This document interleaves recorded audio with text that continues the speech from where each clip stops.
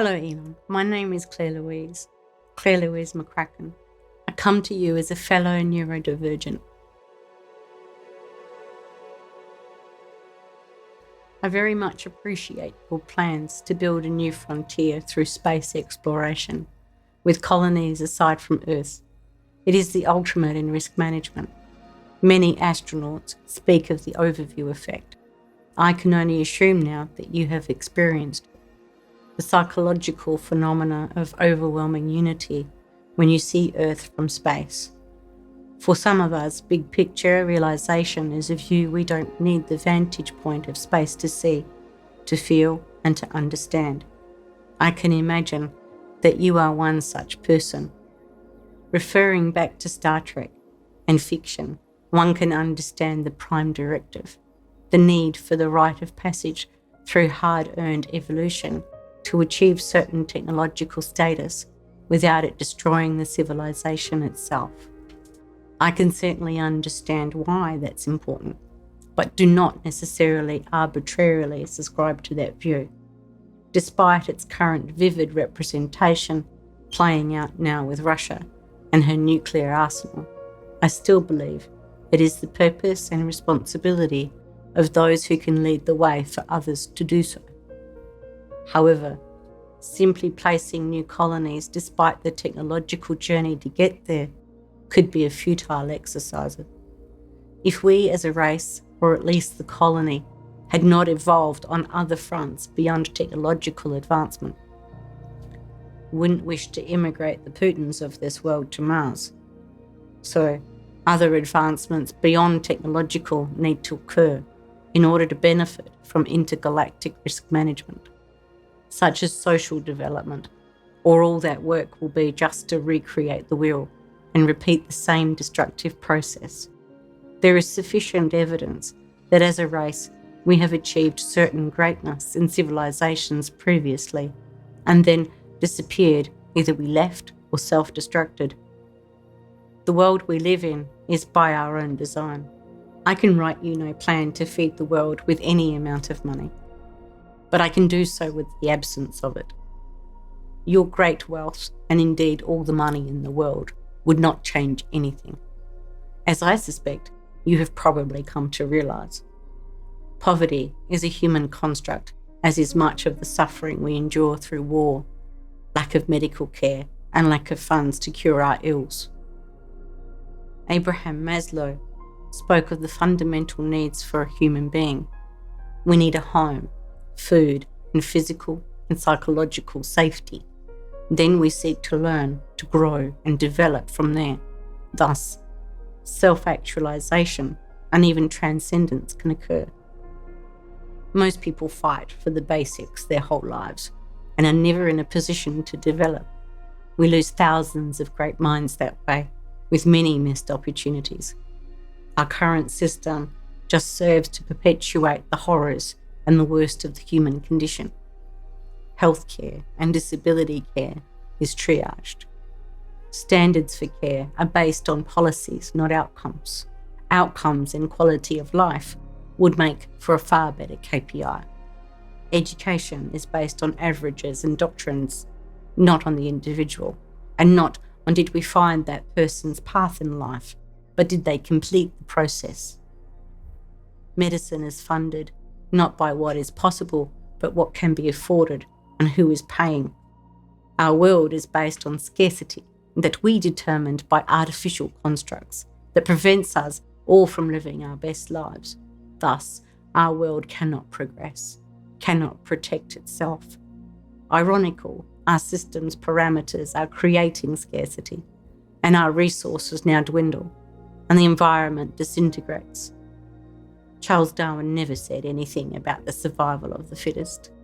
He was actually quoted as saying it would be the survival of the kindest that would most proliferate and prosper. Indeed, it can be argued that community, family, cooperation, and compassion are the real secrets to us even getting this far, despite ourselves.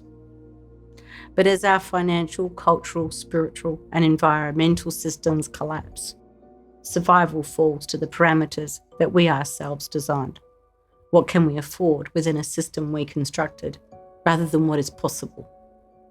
Constraints that do not need to be there at all. Limitations to ensuring our own survival that are artificial. Would we imagine ourselves in the far future being so callous as we are now? To move forward, we need the technological boldness you live and breathe, coupled with the social changes we need to design our own evolution and success. Though I am clearly seeking investment, I seek investment and understanding in my ideas. I seek understanding and progression of concepts. I nurture. I do not wish to see my ideas bastardized and corrupted in a goodwill marketing sentiment. I wish to measure outcome. I wish to see those I care for able to live their best lives.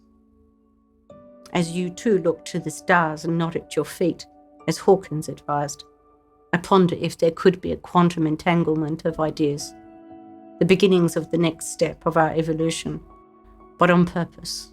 The next revolution, be it green and technology-based, will also involve space and humanity. Beyond what we have measured before, it will be about purpose and inclusion, about aspiring to live. Thinking resources and scarcity and gas pipelines, we can only expect more like Ukraine. Worldwide war has never stopped. We are enduring a new modern plague. Aged care is in crisis all over the world. Disability care is also in crisis. The whole world is in a moral liability crisis. This next revolution, though in great part is technology-based, is also culturally apparent, afforded by the technological advancements we have achieved. We will focus on wellness and measure very different KPIs. GDPs will be dematerialised. The next revolution will be a human revolution, a renaissance between AI technology, green technology, and cultural change. The evolution of our humanity as that fine line between technology and Maslow's hierarchy of needs has lifted us to a point that as a race, we have the tools to seek our own self-actualisation. Government can no longer afford to fund everything and to meet the social care and moral liability needs it faces. Coupled with wars and climate change, crisis, and increasing financial pressures, government will have to change its role. Corporate will have to change the way it works and take on a different role. I suspect you have already seen this. I work in the disability sphere, and I see globally the same issues in every developed nation. My business is a social care business, and my plans evolve the sector in order to be self-sufficient and sustainable, and an environment that is unable to take care of basic needs. My plans are traditionally profitable, as it were, but I wish to see them in part a solution and along the pathway to societal sustainability as well as environmentally. There are far from just a well-done representation of what has come before. So I need investment, also in the concept, or it would be as futile as recreating this society elsewhere and expecting a different result. I do not speak of climate change, nor do I speak of the threat of war or plague or financial collapse. I speak of what I see today and aspire to do it differently for tomorrow. If not now, when? And if not me, then who? We live in a world that is still enveloped in superstition, with the belief that paradise is only available after death, and suffering is essential to the human condition. We believe that scarcity is a part of evolution, and survival of the fittest somehow evolves our species. I believe that we evolved and survived because of compassion and collaboration. I don't believe that the opportunity existed before now, not before our technological advancement guaranteed us certain comforts and abilities, but as it stands now, we have a unique opportunity to be the designers of our future. I am seeking a collaborator who understands the world as I see it, and not just fund the idea, but support the concept. Currently, moral liability, because of one reason or another, is the greatest risk to humanity. I believe I can change that dynamic with some support. Thank you for listening, Elon. I'm in Adelaide, Australia, and my number is 0061 423 451 278. I'd really love to talk more. Beyond charity, this is functional, profitable, and self-perpetuating.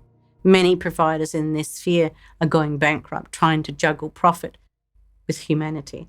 There is an opportunity to change the face of social care.